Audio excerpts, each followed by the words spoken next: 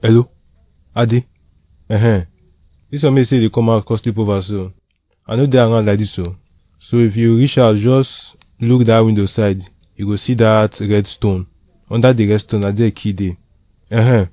If you never bring light, I beg, make sure say your body no touch any wall for the house. The wall dey shock. And if you want on TV, no use your hand. That TV self dey shock. You get one by remedy near the TV. Now you go tell you on now. And that fan, leave am for where e dey. If you go by mistake, increase am. If you carry the roof, come up for the house. Jesus! And last but not the least, I beg, lock the door before 12 o'clock in the night. Continue. Anything don't make am pass 12 o'clock in the night, you never lock door. That door no go close again. I hear say that our compound before na burial ground for winch. Continue. All those old winch may don't die. Those wicked ones. I hear say na there they buried them before. So just take care, sha.